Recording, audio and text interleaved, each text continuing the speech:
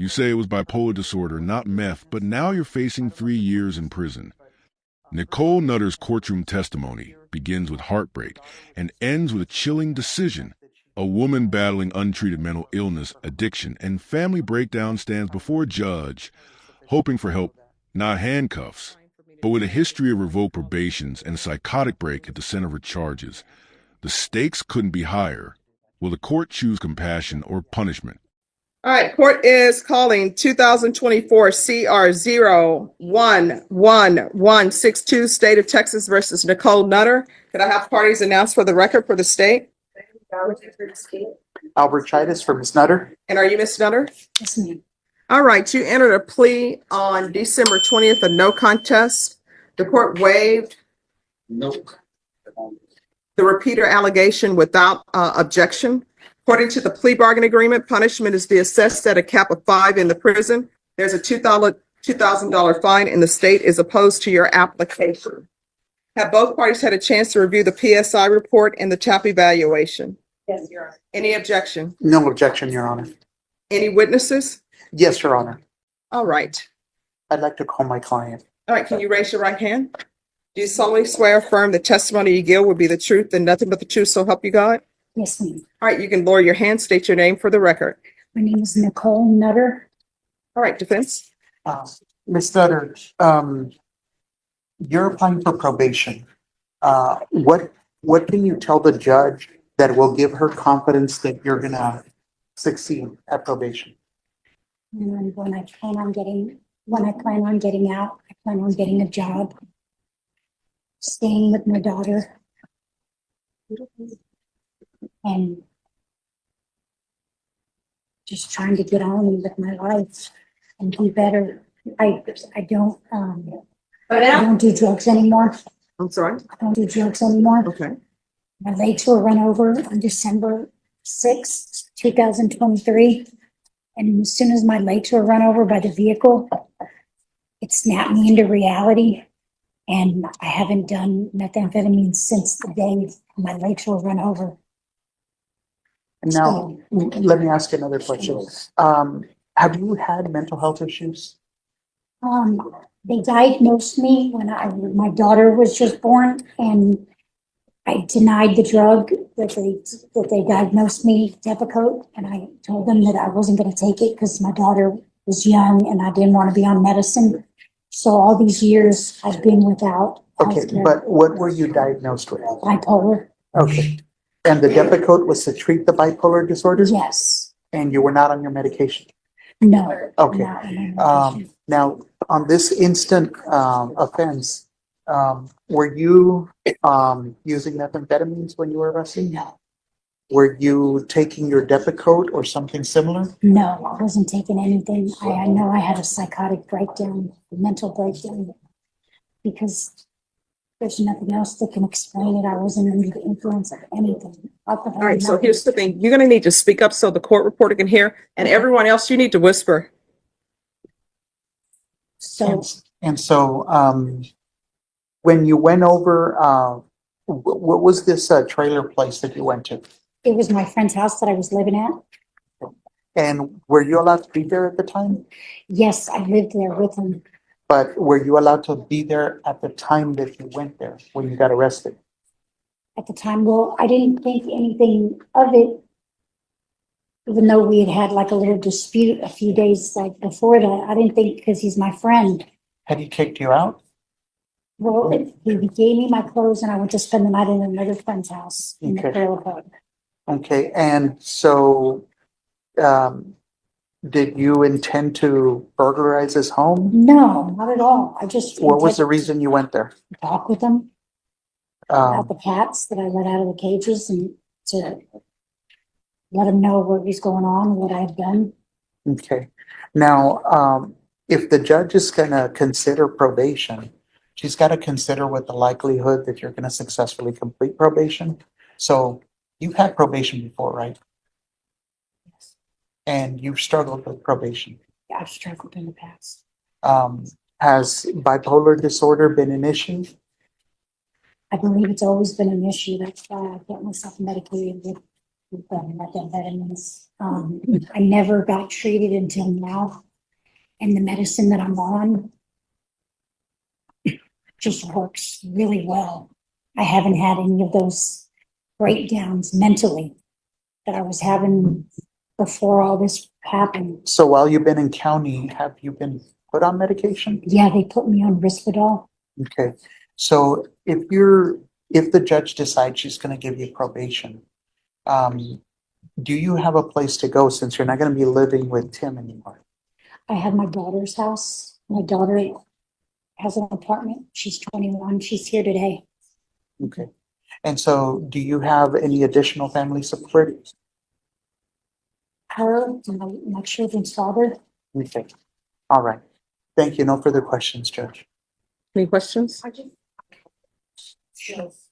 your accident where your legs were run over, you said that was in 2003? 2003, December 6th, 2003. And so when had you stopped? Oh, no, 2023. Oh, 20. 23, Okay, so yes. that's when you saved the skin and Yes. stopped doing drugs. Yeah. Okay, and so I just had a question because you said, I mean, you've been living there with Timothy, correct, at the trailer? Yes. Okay, and you guys got into a disagreement a couple of days before and regarding the cat, correct? Well, we hadn't really talked about the cats at the time, so that I wanted to go and talk with him about letting the cats out because he didn't hear from me. He only heard from the tenants, so he had never heard it from me.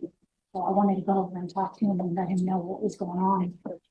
And then, but that day, I guess, he had given you your clothes previously to go stay somewhere else, is that correct? At the friend's house. Okay. And so then the day that you went back to speak to him about the cats, I mean, you believe that you had permission to be there that day? Yeah, of course. Okay, even though he didn't really let you into the apartment, right? In the police report, it said that you had butted him, but you're disputing that today, right?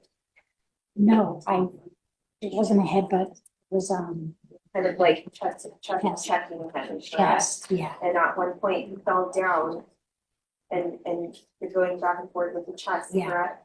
Okay, and then you enter his habitation, his trailer at that time, correct, and lock the door. yeah. Okay, and to you, that indicates to you that you have permission to be there? No, my mental state wasn't normal. Okay, You know, in reality, my mental state was really messed up. okay. And in the situations that Timothy had said that he didn't know if you were using drugs again, but you're saying that you're not, and it's just a mental health issue. It was a mental health issue for sure. I mean, my mental health was, I can't even tell you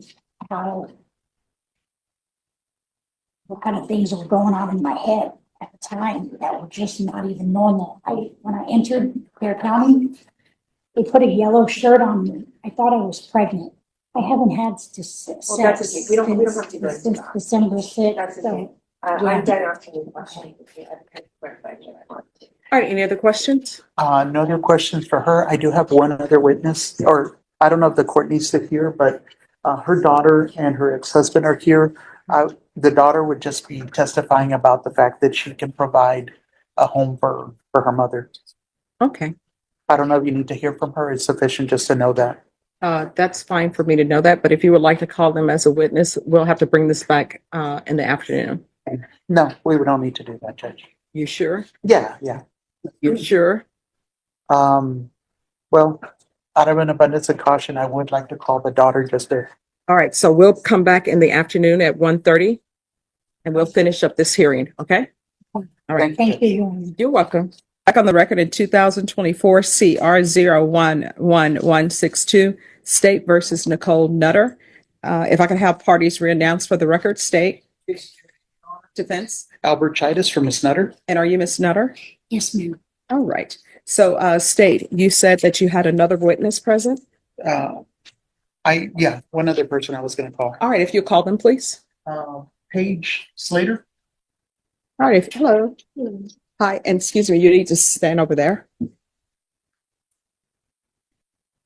If you'll raise your right hand for me.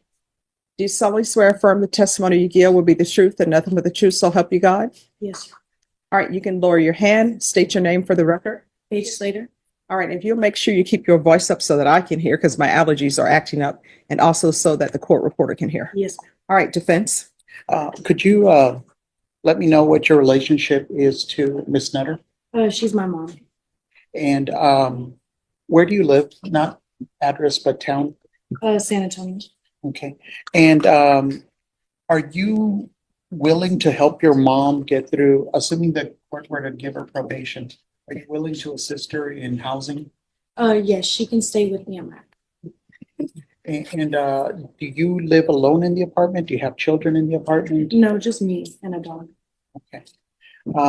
And are you aware of your mom's mental health issues? Yes. Yeah, I grew up with her. And so are you willing to help her to try and stay on her medication so she can maintain a healthy mental state? Yes, yes. Yeah, 100%. And are you employed? Yes, I'm self-employed. Okay, all right. I have no further questions, Judge. All right, any questions from the state? No question. All right, and just one for me. I'm Out of sorry? curiosity, what do you do? Social media. Okay. All right, so what, when you say social media, what are you? Yeah, like basically influencer. Like I'm at probably like 10 to 20. Okay, all right, thank you. Okay, all right, thank you so much. Thank you. Nicole's confusion in jail and belief she was pregnant shows the extent of her untreated mental health crisis. But is it enough to sway the court toward compassion, or will her past mistakes seal her fate? And I have no other witnesses, Judge. All right, Just so, argument. all right, I'll hear your argument. Oh, you can come back up. So, Judge, I know Miss Nutter did have some issues with her probation in the past. She's had probation before, but she's always, had the issue with being bipolar. That's never going to go away, and that's something where it's been a struggle for her. It's also cost her to do some things that are erratic. She's gotten into drugs. It seems like she's overcome the issue of drugs, but she's still been struggling with her mental health.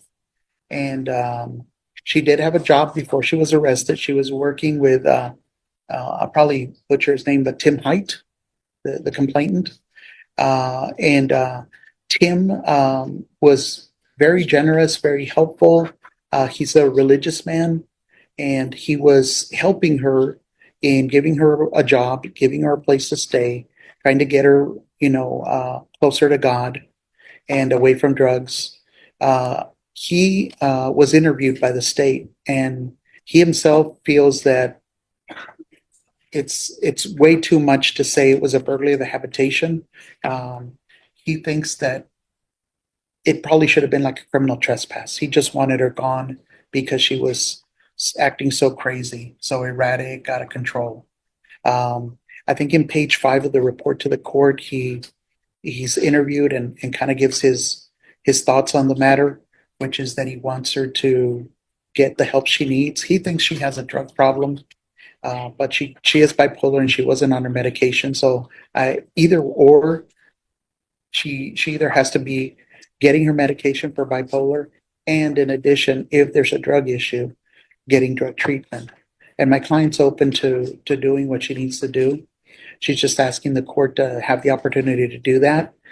She does have a place to go back to. Her daughter will let her stay with her. And I think that it's probably a better solution than putting her in TDC and at taxpayers' expense, when she can kind of try and get her affairs in order and still abide by the court's requirements. And if she doesn't, the court always has the opportunity to simply revoke her if she doesn't do what she's supposed to be doing. State. So for that reason, I would just say, I'm sorry. Yeah. Okay. For that reason, I would just say if you could give her probation. Thank All you. right. Thank you. State. Judge, just in the previous history of repeat offending states in position that in lieu of prison, believe a long probation, we approach a case. All right. So I will tell you, this is a very difficult case for me on deciding what to do because I don't have a crystal ball. So I'm weighing the fact that you've never successfully completed probation. I mean, the PSI I'm reviewing, you're given probation and each time you were revoked. You were revoked in 2008. And that was interference with child custody. And I'm assuming that's involving the 13-year-old. That's involving this young lady that. Oh, that's involving her. Okay. And then there was the bail jumping in 2013. And I know, depending on what county you're in, when you don't show up, they'll charge you with bail jumping. And then the probation on that was revoked. And then everything else, it appears that you have taken time. So this is a difficult case. And then the complainant, I've read the PSI report, the complainant does not want you to go to prison. Complainant feels that you need help, that you have mental health issues and drug issues. Now, according to the TAP evaluation, they think that you're minimizing. So this is what I can tell you I will do. And at first I was strongly thinking about giving you 3 years in the prison and not granting your application. But if I grant your application for probation, you're going to remain in custody because they want to evaluate you for DDRF. And how long is DDRF? Yeah, it's 120 to 180 days. Currently, there's a 10 to 12-week wait. With 3 years on the line, the judge is forced to look beyond the surface, balancing mercy with justice. Can Nicole prove she's ready for change? For females. And I have no choice but DDRF for you because it appears that you have the mental health issues along with drug issues. I could refer you to felony drug court, but if felony drug court doesn't accept you, then it would be DDRF.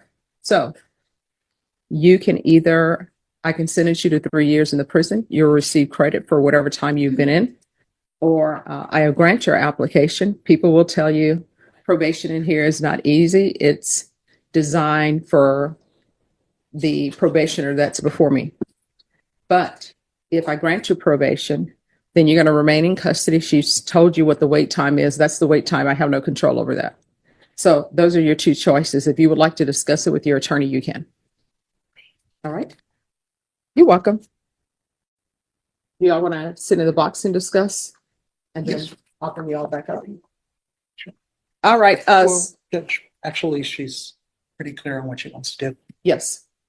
That's fine with the waiting in jail, doing 180 days in jail.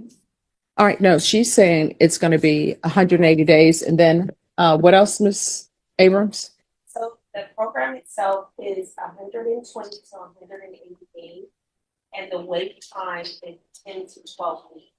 That's after medical. Medical can take anywhere from 2 to 4 weeks. So you're looking at the time in DDRF plus the wait time. You want to think about it a little bit? Sure. Okay. All right. Just let me know when you're ready. Yes. You're welcome. If I had the ability to put people in programs sooner, I would. Yeah. Don't talk to him.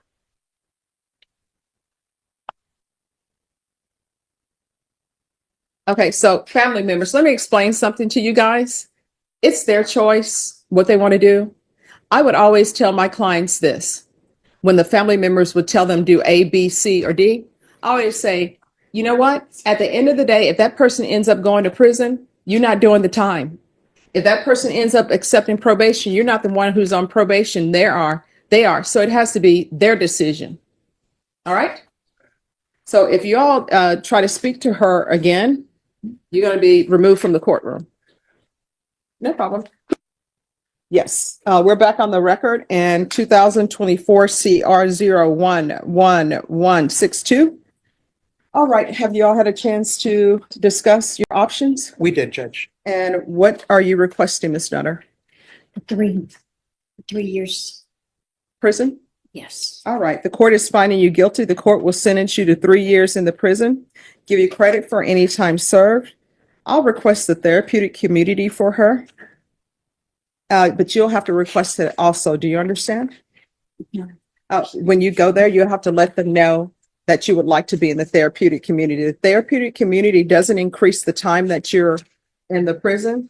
It's just designed to help you, for example, for you with your mental health issues and any drug issues, okay?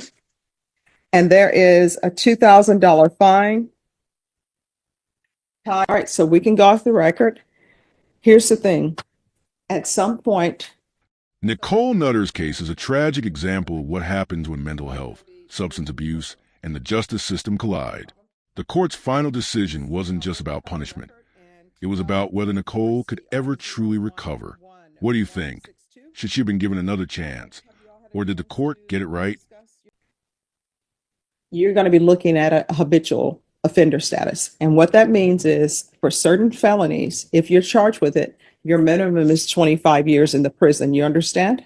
Yes, ma'am. So you're going to have to do better. You're going to have to stay on your medications. When you're released from prison, if you can't find a place that can help you, you can always come back to the court. If I'm still here, I'll see if I can help you find a place.